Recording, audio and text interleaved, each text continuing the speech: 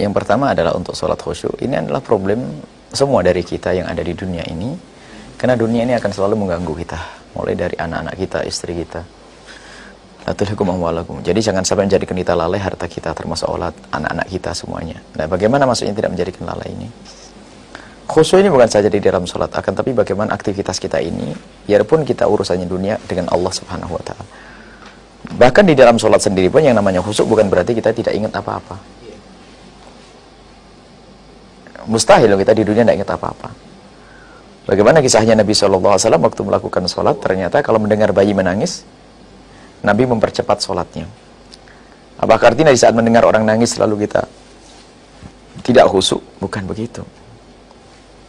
Bagaimana di saat kita melihat melakukan sholat, melihat orang yang mau ditolong, kemudian kita, orang pingsan di depan kita, atau orang yang minta tolong, kita hendaknya menolongnya. Apakah artinya khusyuk itu kita terpisah dari dunia? Oh tidak, bukan begitu. Atau yang dimaksud khusyuk adalah Anda sadar bahwasanya Anda saat itu di hadapan Allah. Dengan ilmu tentunya khusyuk. Yang pertama harus Anda lakukan bahwasanya agar Anda khusyuk adalah menyadari bahwasanya Anda di hadapan Allah. Itu dulu sebelum melakukan sholat. Dan yang Maha Agung. Baru setelah itu Anda melangkah kepada langkah yang pertama, yaitu berusahalah untuk memahami apa yang Anda baca. Memahami yang Anda baca. Fahami yang Anda baca. Surat Al-Fatihah dan semuanya. Mungkin Anda orang yang belum bisa memahami. Karena belum mengerti bahasa Arab misalnya. Belajarlah satu demi satu. Atau paling tidak yang pertama adalah Anda bagaimana, kata Imam Haddad, melatih agar kita konsen kepada apa yang saat ini kita baca. Sampai kita menghayalkan lafadznya, itu adalah menuju kepada khusyuk. Bismillahirrahmanirrahim. Mungkin secara makna belum bisa. Agar kita tidak kemana-mana. Itu langkah awal. Bagaimana kita fokus kepada apa yang kita baca. Maka termasuk namanya tidak khusyuk jika kita membaca ayat surga, kita ingat neraka. Jadi kita ingat, kalaupun ternyata dalam perjalanan kita mengingat ada bayi menangis, itu hal yang wajar. Bukan berarti mengganggu kekhusyukan, tidak. Jangan sampai sholat menjadi orang budak, begitu nggak ada. Tetap kuping kita terdengar apa yang dibutuhkan. Termasuk sholat sunnah pun kadang-kadang dipanggil oleh ibunda kita. Lihat apa yang harus kita lakukan. Kita putus sholat sunat kita untuk menemui ibunda. Satu yang pertama adalah apa tadi? Memahami ayat-ayat. Apa memahami yang kita baca. Kalau tidak kita menghayalkan atau lafaz-lafaznya agar kita tidak kemana-mana.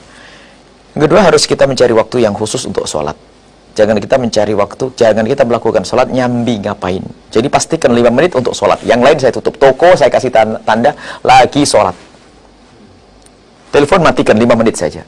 WA matikan semuanya 5 menit saja. Sehingga Anda tidak pernah dengar titit. Anda dalam keadaan sholat bunyi telepon dan sebagainya. Apa yang terjadi pada diri Anda? Jangan menunggu seseorang. Kalau Anda menunggu seseorang, taruh satu orang untuk menunggu Anda melakukan sholatnya yang khusyuk. Sehingga kadang sebagian orang sudah mengerti jadwal sholat, dia tidak akan mencari, oh paling lagi sholat, karena Anda sudah biasa sholat. Ini yang kemudian yang ketiga adalah jangan buru-buru. Jangan buru-buru melakukan sholat. Biasakan dengan pelan. Jangan buru-buru. Maka dengan tidak buru-buru ditandai dengan apa? Anda sebelum sholat ada sunnah qabliyah, setelah itu ba'diyah, kalau memang Anda boleh seperti selain maghrib, selain subuh dan asar, dan berzikir dan berdoa kepada Allah SWT. Dan jangan buru-buru. Ini adalah cara bagaimana kita menjaga kekhusyuan di dalam sholat kita. Maka kalau kita melakukan yang demikian, waktu sholat jangan buru-buru. Kemudian tempat pun kita perlu, biarpun tidak harus tempat tenang, bahkan di tempat keramaian pun kita bisa khusyuk, sebab kekhusyuan kita tidak ada hubungannya dengan suara itu. Kalau orang bisa khusyuk di tempat yang tidak bersuara, ini yang belum memahami suara tidak akan mengganggu kita. Karena dia urusan dengan, Anda tahu orang konsen? Coba, Anda bisa sesuatu yang menarik bagi Anda, lihat, Anda tidak ingat apa-apa, dipanggil pun, hai, kadang-kadang tidak sadar, karena Anda konsen. Sampai digiring, oh iya, apa-apa, ini kan? Karena konsen. Pun demikian bagaimana Anda dengan Allah SWT. Jadi sebenarnya kalau sudah orang khusyuk nggak kenal, makanya kalau ada orang sudah tidak kenal suasana kayak apapun.